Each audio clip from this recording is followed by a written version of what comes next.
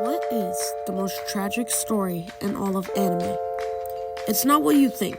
It's no competition, and I can prove why. So grab some popcorn and get your angry comments ready, because in this video, we're talking about the most tragic story in anime, the Hidden Inventory arc.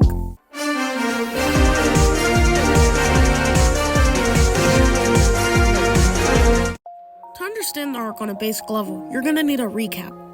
The Hidden Inventory arc follows high school Gojo and Geto as they're put on their most important mission to protect the star plasma vessel Rico Amanai before assimilating, having to deal with two factions along the way, the Curse User Group Q and the Star Religious Group.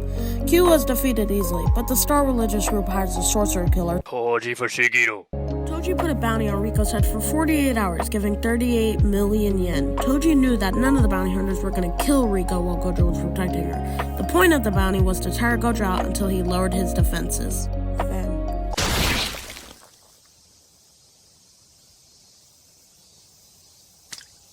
Toji is able to quickly take down Gojo, using him as a warm-up. Meanwhile, Geto is taking Rico to the assimilation.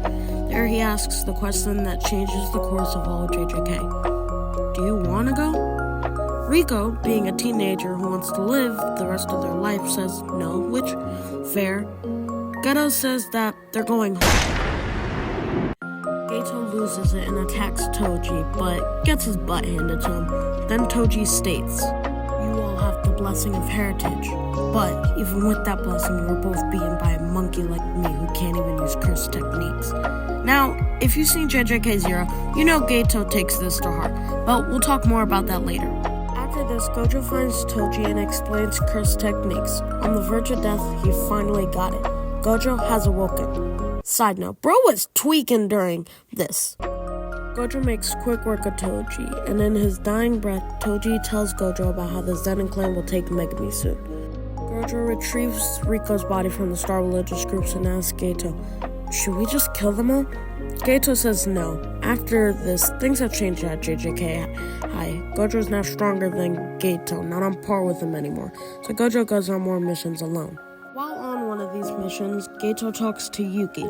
She puts the idea in his head that to cut cursed spirits off at the root, you could kill all the normal humans. Survival of the fittest. If you don't learn jujutsu techniques, you die. Then she just dips. Little did she know she just changed Geto forever. And not for the better!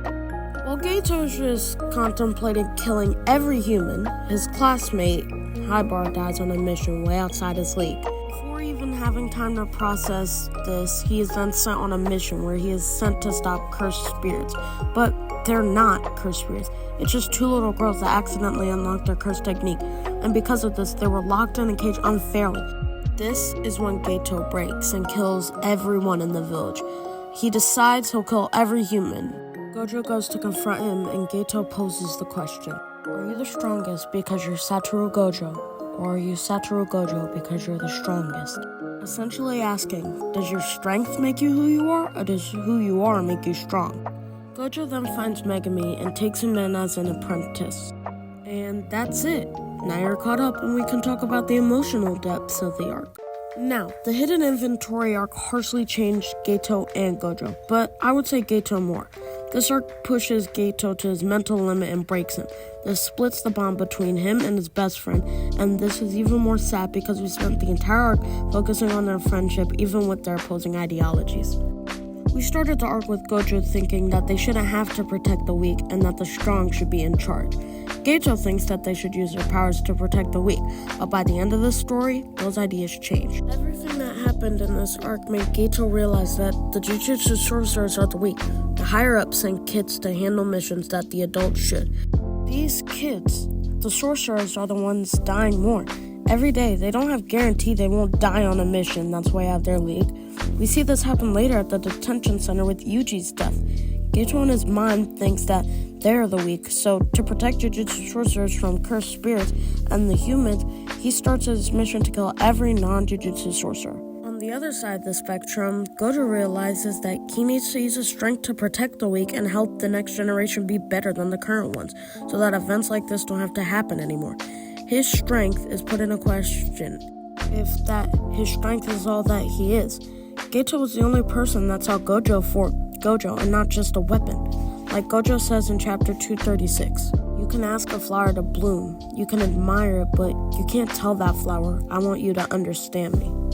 And that's it. That's all I wanted to cover in this video.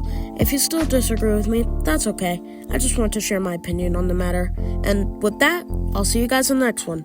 Bye! どこまでも続くようなあの季節は予定は並ぶ真のこの前を遮るものは何もないアスファルト背にしぐれを反射して君という沈黙が聞こえなくなる